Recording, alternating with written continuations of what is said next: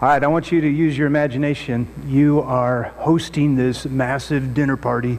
I don't know, massive for me would be about 6 guests. So you're having this dinner party, and let's just say it's 6 to 8 people. Who do you invite to your dinner party? Just think about that a second. You can invite anybody you want. They will say yes, and they will show up, because those aren't always what happens, right? Let me make it more difficult for you. Are you going through your list? Maybe you have somebody, maybe you're thinking, I got to narrow it down, I don't know. And let me make it more difficult. I'm going to open it up. I'm going to expand it a little, or a great deal. You can invite anybody to your dinner party from history. Anybody at all. Past presidents. Napoleon, you want him there? He'll be there. He may need a booster seat, but he'll be there. Elvis, he might even entertain you. Anybody you want. Would it be easier if I said, who do you not want at your dinner party? Did a name come to mind? Come on, somebody. No, you don't have to share. In fact, we don't have time for you to share who you would invite, but I do have a question, all right? I know you're not done with your list. Maybe you only have one on there, but I have a question. Anybody, as you're thinking through your list, anybody have Jesus on your list? Raise your hand if Jesus is on your list. Look around. Look around. You're throwing a dinner party. You want Jesus there. Why? Because you love him, because you want to get to see him face to face, because you haven't gotten to do that yet. Wouldn't that be awesome to have Jesus? Now, let me warn you. Okay, this is a warning. If you invite Jesus to your dinner party, he's probably going to embarrass you. He's not the best dinner guest. And I know you're thinking, Jeff, you can't say that. I mean, it may be true, I don't know, but you can't say that. Jesus is a bad dinner guest. Okay, just hear me out, okay? Jesus is not the best dinner guest. We've been going through the book of Luke, looking at Jesus' generous life. And as we've gone through, have you noticed? Luke is the one that points it out more than any of the other authors that write about Jesus' life. He points out that when Jesus has a dinner party, it usually doesn't go well. Have you noticed that? He usually lays into somebody around the table, or maybe embarrasses all of them, and then eventually goes after the host. And what we're going to look at this morning, it happens again. Jesus is going to embarrass everyone, lay into the host. And so I have to ask you a question. If you pick Jesus to be at your dinner party, why? Were you hoping that, he would tell a story or tell a parable?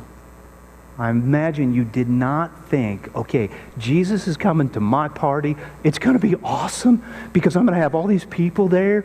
And then Jesus, he's going to say something about what's hiding in the deepest corners of my heart. He's going to tell everybody my secret sin. It's going to be out there for everyone. That's going to be so cool.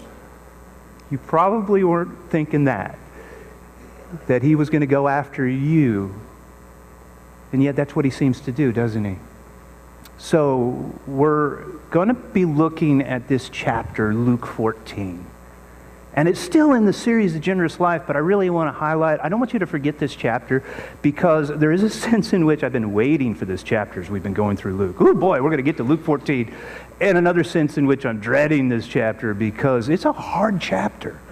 I don't want us to forget it. Most of it centers around a meal, which means in Luke, it's going to be some hard teaching because Jesus is going to go after those around the table often. But at the end, and I'm just going to share the end, even though this week we're not going to get to the end, we're going to go through the book or the chapter 14, probably 3 weeks, maybe 4, we'll see. So as we're going through this chapter, though, when we get to the end, it's going to say things like some of the hardest teaching Jesus ever gives. Something like, hate your mother and father and hate your own life. What? How in the world? What is that all about? Well, to understand it, we actually need to dig into the chapter and look at it a little more closely. So we're going to begin with the dinner party. We won't get there yet this week. Let's just look at the dinner party itself. So here's where we're at. One Sabbath, when Jesus went to eat in the house of a prominent Pharisee, he's a chief Pharisee, so Jesus probably did not just walk into this dinner party. He was probably invited. So this Pharisee is throwing a meal, and he probably invites everyone around the table, including Jesus. This is a prominent Pharisee. And so he's not going to just casually hey, whoever wants to come over, just come on over. It didn't work that way in that day, especially for Pharisees who were so concerned about their image. They were highly esteemed and respected. Sometimes when we read the New Testament, we don't catch that because Jesus often goes after these guys. But they were well respected. They were the religious leaders among the other leaders like Sadducees and scribes and teachers of the law. Pharisees were very well respected. And so Jesus probably was invited. But here's what's strange. He's invited, and yet he was being carefully watched. Why? If he's a guest, why is he being carefully watched? Are the religious leaders just cautious? Are they scrutinizing Jesus' life? I think what's actually going on is that Jesus is being tested. This is a trap. This is a setup. And here's why I say it. First of all, I just already hinted at it. The Pharisee only has so many seats, and he picks Jesus to be at his table, and now they're watching him, so there's something up. There's something up here, but there's more to it. This takes place on the Sabbath. This is the big weekly meal after synagogue. Kind of like a lot of us, we'll have family over after church on Sunday, right? So that's what this is kind of like. It's the big meal. It's an important meal, but it is the Sabbath meal. And Sabbath, I think, is key here. Because the Sabbath is a very special day in the Jewish life. It is their day of rest. Not just a day to take a nap. I know that's a ritual for many people. For my wife, it's a rite. The nap is a rite. For some of you, it's just a continuation of what's happening right now for you. And if you're not quite there yet, keep listening. I'll get you there, and you can thank me later. Did you know, by the way, that we actually have these messages online? Yeah, you're going to sleep well tonight, now that you know that information.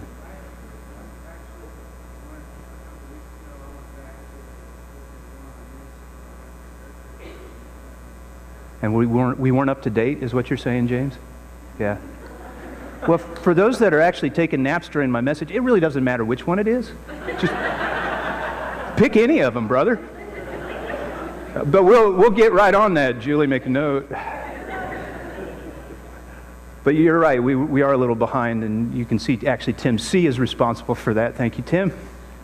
And that's being recorded. Hey, Tim, that's being recorded, brother. It is. All right. So, it's great. So, he's being watched on the Sabbath. Let me explain the Sabbath a little bit because it's very confusing. I mean, when you're talking about Sabbath, it doesn't make sense that we're like, well, are we supposed to observe the Sabbath? We're not supposed to observe this. That's not what this message is really about. But you need to understand what the Sabbath is.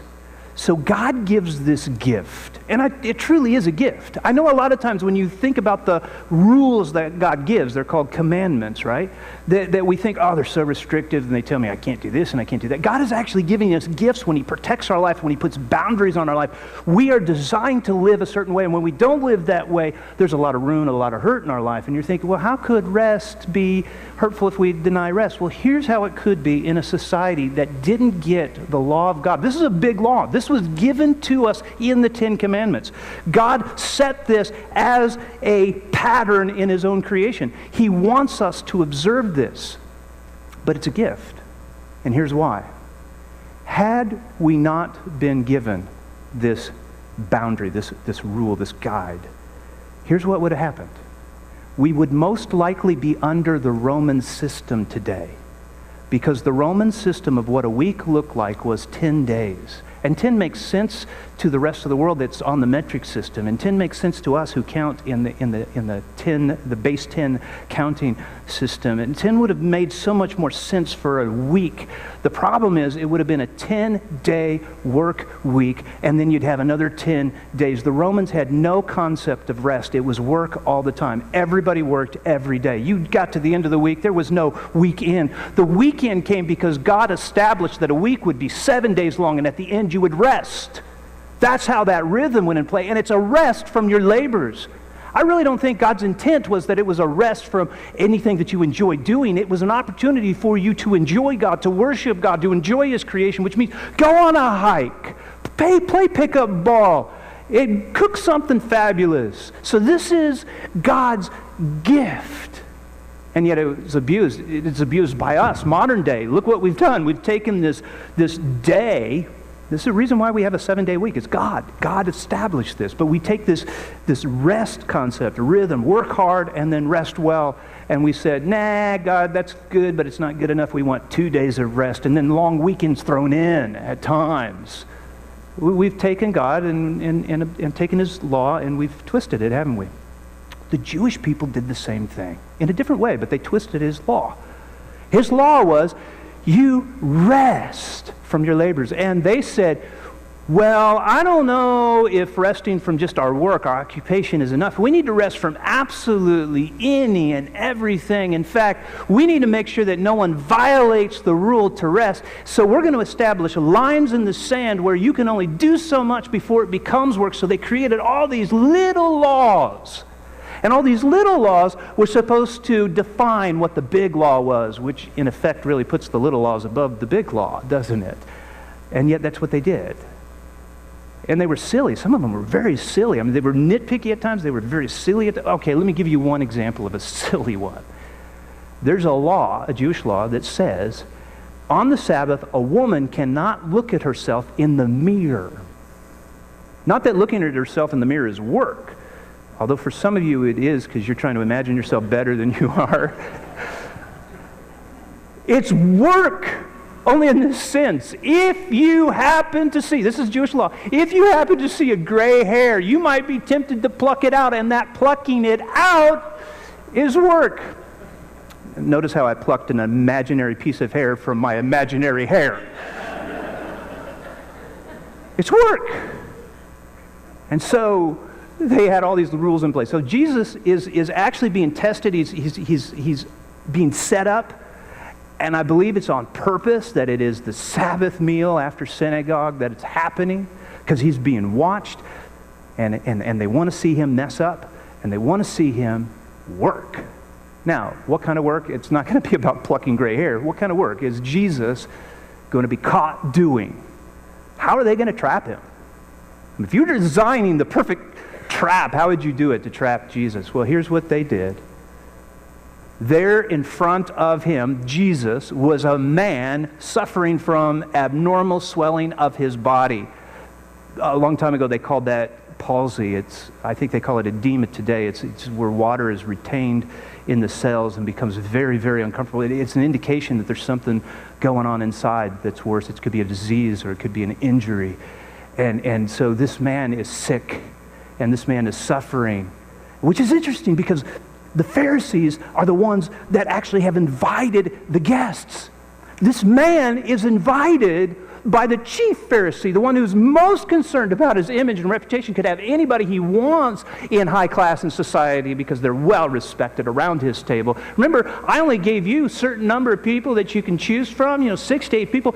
And here's a Pharisee who's picking. Did you pick, by the way? I'm curious. Did you pick in your 6, maybe you didn't get to 6, maybe 4, and you're 4, maybe you didn't get to 4, and you're 2. Whatever you picked so far, did you pick by chance somebody who was disabled? Somebody who was sick? Somebody who was annoying? I'm sorry, Spencer, I didn't mean to look at you when I said that. That was totally accident. I understand. Yeah. Did you? Because I actually didn't. And the reason I didn't is, well, it's a short list, but it's often not the first.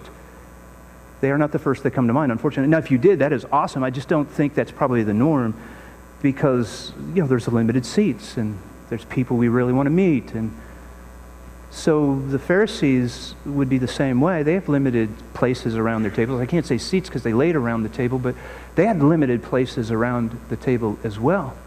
But these are men who would not just be concerned about their status, not just have limited places, but these would be men who would see someone who is sick as someone who is a sinner because they equated the two, and both in their minds would be considered unclean. There's no way this man would be at their table. There's no way this man would be invited by a chief priest, let alone a chief Pharisee, let alone any Pharisee at all.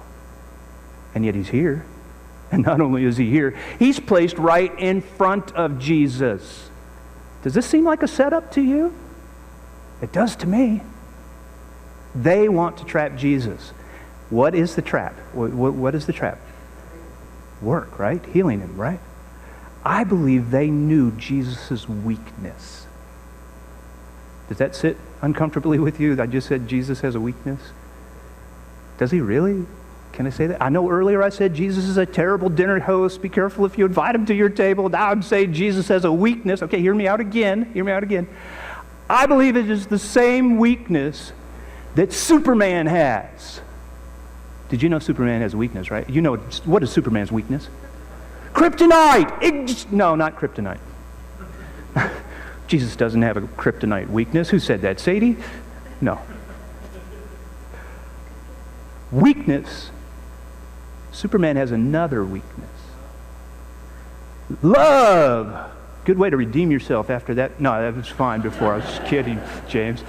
You're right. His weakness is compassion for people, isn't it? Because all that General Zod has to do is take a bus load of people and put them over the edge, almost teetering on the edge of a bridge, about to fall to all their death. And Superman, he may be fighting and doing good and winning, but he has to go save those people because he can't help himself. He's got a good nature, doesn't he? Well, they're thinking Jesus is the exact same way. Jesus can't help himself. We put a crippled man in front of Jesus. He's going to have to heal him. This is awesome. What kind of sickness is that, right? But this is what seems to be going on, and Jesus knows it. He sees through them. Jesus asked the Pharisee and the experts in the law, the others sitting around the table, just a simple question.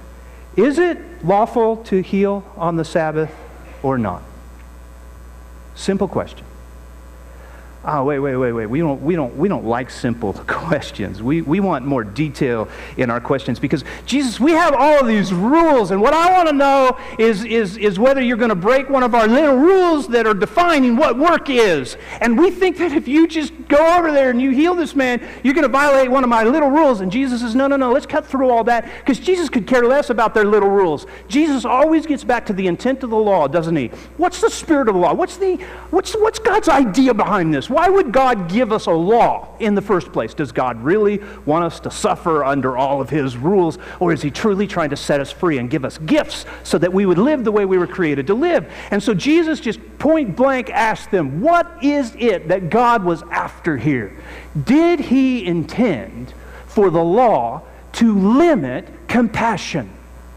Do you think, Pharisees, teachers of the law, do you think that Jesus, or that God himself, had in mind when he said, here is what I want everyone to do, that on one day of the week, love is out the window? You cannot help somebody on this day of the week. Do you think that's what God intended? Yes or no? And they don't know how to answer that. But they remain silent. And I think they knew. I think they knew that, well, the heart and the intent of the law is really not that. They were more focused in, and they were putting their own little laws above the law of God, and they just got to that place where, and a lot of us will get there if we just keep trying to define exactly the line where God's law begins and where it ends. And when we do that, we begin to become a little more legalistic than we ought, a little more, can I say, pharisaical than we should be, because the spirit of the law is where God always operates, the heart behind it. Do you have the heart of God or not? And they forgot, over years of little lawmaking, the very heart of God. And so they say nothing. So Jesus gets up. It says, so taking hold of the man. So he gets up from where he's at, it goes over to the man and lifts him up, touches him, something the Pharisees would never do. Lifts him up. He healed him, the man who is sick, and sent him on his way. So he's completely restored. His body is not puffy and puffed up and retaining water anymore. He's healed. And then Jesus sends him on his way, and you're thinking, but he didn't get his dinner yet. Well, the reality is, and Jesus knows this, everybody around the table, other than Jesus and the man suffering, everybody else around the table didn't really want him there. They were using him. So Jesus heals him and sends him on his way because the man got far more from the touch of Jesus and the healing of Jesus than anything he could get from the table. So he's sent home. Besides, Jesus is about to lay into the rest around the table. He doesn't need to see that. And he sends him home. Jesus is not done, though. Then he asks them, If one of you has a child, or even an animal, an ox, that falls into a well on the Sabbath day, on this day, will you not immediately pull it out? Come on.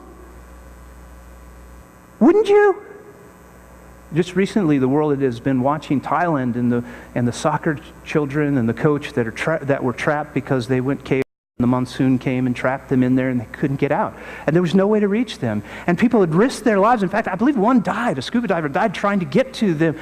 But they couldn't. But they never gave up, did they? And we never gave up praying and hoping and wishing and asking God and looking at the news to see if they had gotten released or not. And I know they tried all these different techniques, and we stayed interested in that. And they weren't even our children. Because it's in our nature. We are created in the image of God to be relational, and we love one another. And you can't put laws in place to limit what we were created to be, to love one another. And God never intended for us to stop compassion by His law. And so He asks a simple question that is pretty obvious, because I believe that each one of them, they may have even had a situation in which they did that. That doesn't matter what day of the week it is. They're not going to just wait to pull their child out or even their animal out. They would do it immediately. And again, they had nothing to say. So these men have come, or have invited Jesus to come so that they could expose Him as a lawbreaker, and it ends up that they're the ones being exposed. And here's the deal. They did not realize what we need to realize, and that is that when you invite Jesus to the table, you have to be ready for what He's going to say, because Jesus is going to speak truth. And the reason He's going to speak truth is because He's the way, the truth, and the life. He is truth. That doesn't just mean that He's going to tell the truth when you ask Him a question. You don't have to spin the bottle of truth or dare. He'll just tell you, the answer. It doesn't mean that He's going to be just true to Himself. It means that when you're in His presence, you're convicted. Because there's error in us, because there's wrong in us, because there's darkness in us. And when we come into the light, and He truly is the light, He exposes the weakness in us. He exposes what we're struggling with. He exposes what we've hidden. Can you imagine if they actually created a chamber? This is like sci-fi. I feel like sci-fi. He created this chamber in which when you stepped into it, this light came on. And not only did it show through clothing, but it showed through skin. And you could see everything inside a person with this brilliant light. But not just vessels and organs. You could see emotions. This is a powerful light and thoughts. And you could see the dark places where you had hidden that secret that nobody knows about, and it's exposed, and it's ugly, and it shows to the world that watches. This is what it's like when you invite Jesus to the table. He is light. He is truth. There is no shadow in Him. And I think we don't fully grasp the reality of the truth. I mean, when we think about Jesus, we think about, He was compassionate and He was sacrificial, and Jesus was good, and Jesus was kind, and Jesus was willing to suffer for it. I mean, we think about all these things, but we don't think about the truthfulness, that Jesus is truth. He came into this world, and everywhere He went, He was exposing error and exposing wrong. He's the light of the world. And what Jesus is trying to show us as He ministers through, as we're looking through the book of Luke, as He ministers, what He's trying to show us is a new reality in which we bring this truth into our everyday life. Now, here's the deal. A few weeks ago, we were in Luke 12, so a couple chapters ago, and in Luke 12, Jesus started talking about His second coming. You remember that? If you were here, it was actually a message I had a title for. I don't often have titles for my messages. I said, "Keep your clothes on." So that was the title of the message. And if you missed that, you're like, "Dang, I missed a good one." It actually is about keeping your servant's clothes on. Scott Neal, you have a dirty mind for thinking otherwise. It's about keeping your spiritual your servant clothes on, being dressed, ready, keep your lamps trimmed for when he comes back, staying awake at night because it's going to be late. And it has been late. It's been over 2,000 years since he's returned. But he's coming, and Jesus is telling us, you need to be ready because when I come, everything's going to change and everything's going to be made new and it's going to be glorious. And he's talking about a new reality. From chapter 12 on, Jesus' focus in almost everything he does and says is about this new reality that's coming. And what he wants, though, is not for us to just think about what it's going to be like in heaven. What he wants is what heaven is to become the reality here and now. So he talks about it as the kingdom of heaven that has come. He says it's coming, and it's going to be a bigger reality than we could ever imagine, but it is already starting to happen, and we're supposed to bring it into this world. Well, what's it going to be like in that kingdom? The only way we can understand that kingdom is to actually go there and talk about it. And the reality is that Jesus is sharing. You remember? If we'll keep our clothes on, if we'll keep serving, he's going to actually sit us at his table. So he's going to invite us to his table. This is a wedding banquet of, the huge feast that's going to happen. He's going to sit us at his table, and he himself, if you remember, is going to get dressed in servant's clothes, and he's going to serve us, those who are formerly broken, and those who are formerly caught up in addiction, and those who are formerly caught up in sinful lifestyles and lustful lifestyles and adulterous lifestyles. He's going to take us who were broken formerly and have us all around the table, and he's going to serve us. And the reason why Jesus gets so upset at the Pharisees when he's been invited to this meal is because he looks around the table and he says, you guys don't get it. He's trying to bring a new reality in which people who are broken recognize their brokenness and actually invite God to their table to fix them and to expose their error and to heal them and to restore them and to change them. He says, I want you to know that it's not going to be something that we work for in heaven. It's going to be the reality. Everything is going to be truth. We don't think about truth in heaven. We think about streets of gold. We think about tears wiped away. But it's going to be absolute truth because there's light in heaven. You realize that there is no sun in heaven? There's this new creation, we're told, that's going to be heaven, but there's no sun. And it seems kind of weird. Well, how's there light? And it explains because Jesus is light. There's going to be no shadow in heaven. There's going to be no nighttime in heaven. Jesus will expose all. And think about what it's like. I know we want so badly for there not to be any more pain. We want that about heaven. But think about what it'd be like to just be absolutely transparent and real. Where you don't have to hide anything. You don't have to pretend.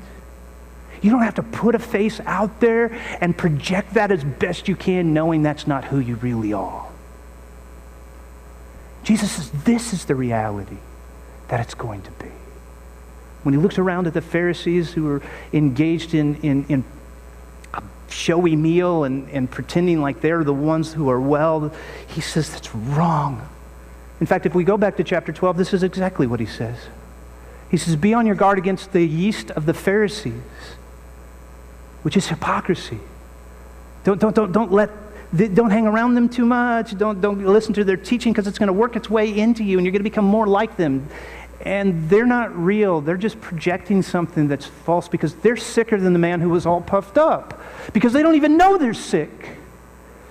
And Jesus is saying, they're not the ones that are going to be around the table that is in heaven. The ones that will be around the table are the man who was sick and others who are broken that are healed now because they're the ones that recognize they needed a doctor. These guys, they don't even think they need a physician. They think they're well. He says they're hypocrites. Then Jesus reveals what it's going to be like. He says, look, there is nothing concealed that will not be disclosed or hidden that will not be made known. It's all going to be known. It's all going to be exposed.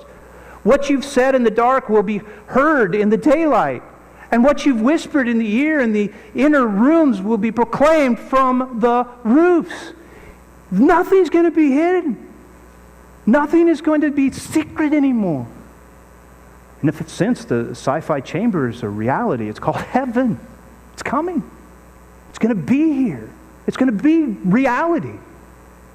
No wonder that as we gather around the table like we did, as Scott led us, that we're told by Paul, look, this is a time, if it's Jesus' table, this is a time that a man ought to examine himself before he eats the bread and drinks the cup. Jesus wants the reality of heaven to be here and now, and why James says to us, therefore confess your sins to one another and pray for each other so that you may be healed. When you invite somebody to dine with you or to go out to dinner with you or to just sit down for coffee or just to get together, you're inviting somebody that loves Jesus, you're inviting Jesus to come into your life.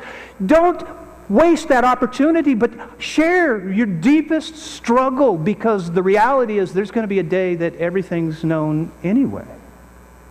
My grandma, the grandma that used to play games with me and talked about Jesus, scared me when I was a little guy, and she did that often, by the way. She was a scary lady. But she said, Jeff, when we all get to heaven, there's going to be this huge, and I don't know if this is true or not, but it scared me, and I think a little godly fear is good for all of us, right?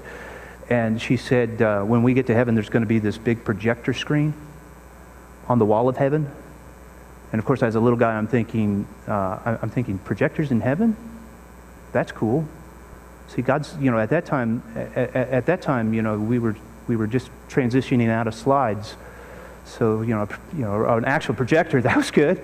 So a projector in heaven that shows your entire life. I didn't even think twice about that being kind of silly, but that's really scared me, because here's the deal. She says, everybody will know everything you did, Jeff. And for a day and a half, I actually behaved better. But it scared me, and I thought, the reality is I thought about it often. And the truth is, we're told that there are actually books that will be opened up, and everything that we've ever done will be listed in there. And so whether it's projector, whether it's books, heaven's about truth.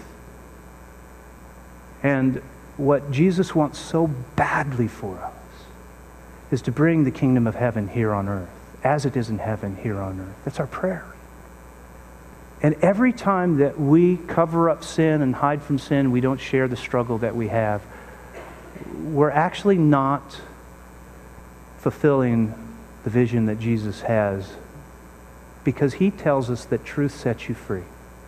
And if we would just understand that inviting Jesus to your table, whether it is a friend that you confess sin to, whether it's coming to communion and using that time to get right with God, or whether it's just in your daily prayer life of admitting your struggle to him, because he knows already. He just wants it exposed. He wants you to live kingdom living here and now. And if we will get there, he says, truth will set you free.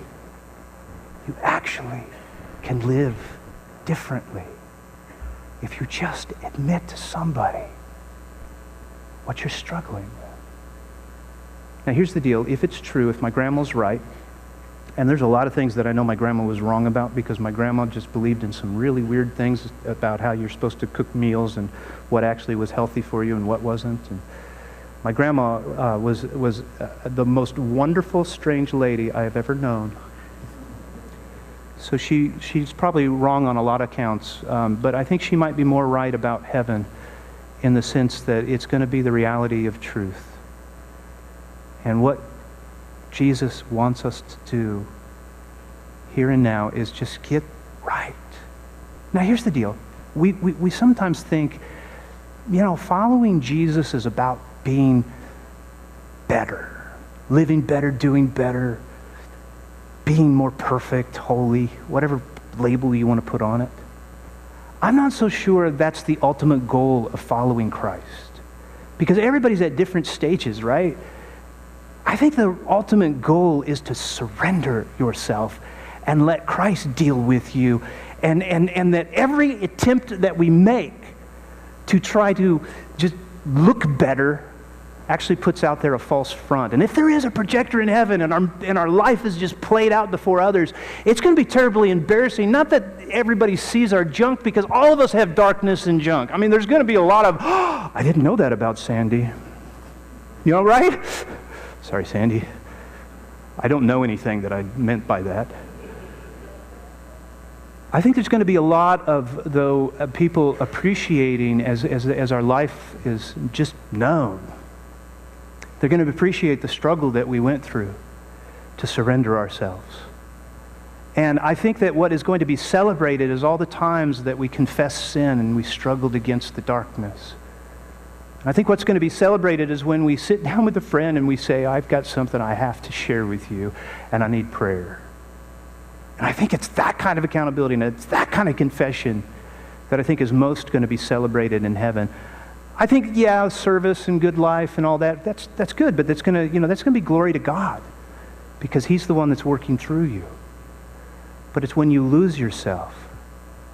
I think that's where some crowns come into play, and there's some celebrations of that confession was amazing. And there's going to be cheering. There's going to be hugs. And I think the most embarrassing thing for us when we get to heaven isn't that our sin is going to be exposed. It's going to be that we didn't do anything about it.